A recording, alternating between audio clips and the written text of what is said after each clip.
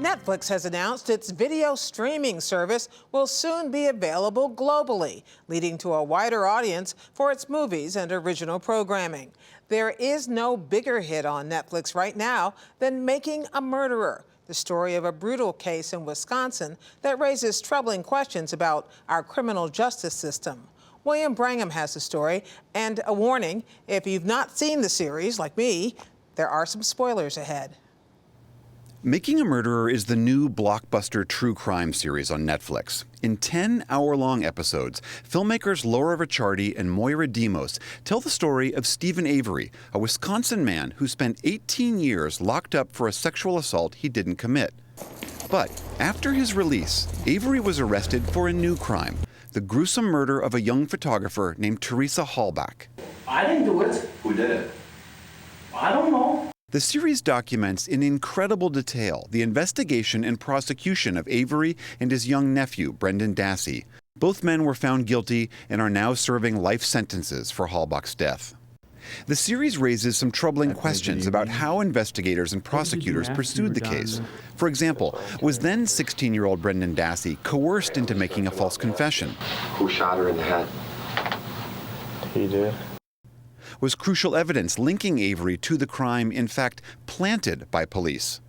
And were police trying to frame him because Avery was suing them for $36 million over his earlier wrongful conviction in the sexual assault case? They're not handing that kind of money over to Steve Avery. Making a Murderer was released in its entirety just before Christmas, and it's quickly become a runaway success for Netflix. Tens of thousands of viewers are so convinced of Steven Avery's and Brendan Dassey's innocence that they've signed online petitions to President Obama and to the governor of Wisconsin demanding the men be pardoned immediately. Yesterday, I spoke with the filmmakers, Ricciardi and Demos, who spent 10 years documenting this story. So what was it that first attracted you to this story? You know, here was a man who had been clearly failed by our justice system in the mid-'80s. And here he was now thrown back into the system, and we were in a position where we could follow that case as it unfolded. It's not really about the question of, did Steven do this or did he not do this, but really, you know, can we trust, can we rely on these verdicts? And what we felt like that offered, and what Steven's experiences offered us, was this amazing window into the system. The prosecutor in this murder case, Ken Kratz, has been on a full-bore media blitz recently, denouncing the series, saying it's extremely misleading, and rejecting the allegation that Steven Avery was framed. This wasn't a documentary at all. This was a defense piece. It was generated by and for Steven Avery, by his defense team. If some of the evidence that was selected, I would call it handpicked or cherry-picked over an 18-month period, didn't fit with the narrative, didn't fit with the conclusion that Mr. Avery was the product of a conspiracy or some planting evidence, it's my belief that the filmmakers just wouldn't include that information. Kratz argues that several crucial pieces of evidence were either glossed over by the Netflix series or left out altogether. For example, the fact that Steven Avery called the murder victim several times on the day that she disappeared, or the fact that Steven Avery's own DNA showed up on the victim's car keys, on the hood of her car, and inside her car.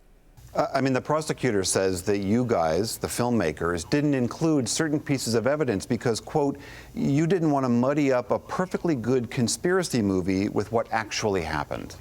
I guess I would say he didn't want to muddy up a perfectly good prosecution with what actually happened. I mean, we included the evidence that Kratz himself, you know, spoke about in press conferences as being the most damning pieces of evidence of Avery's guilt, the most significant physical pieces of evidence. You know, we were following his lead of what to include, and of course we couldn't include everything from a 6-week trial, and now the things he's saying are the proof of Steven's guilt were not the things he was hanging his case on. Well, I've said before that, you know, we had no horse in this race. Whether Steven Avery committed the horrible crime with which he was charged or not was of no consequence to us as documentarians. Making a Murderer is just the latest in a recent line of extremely popular re-examinations of old criminal cases. Of course, there was Serial, the blockbuster podcast that, in its first season, scrutinized the late 90s conviction of a Maryland teenager for the murder of his ex-girlfriend. And HBO's popular miniseries, The Jinx, which looked into the crimes of accused murderer Robert Durst. Your series obviously comes in a long line of these true crime cases of late, and I wonder why they're so popular with their audiences. Why do you think these stories speak to us so strongly?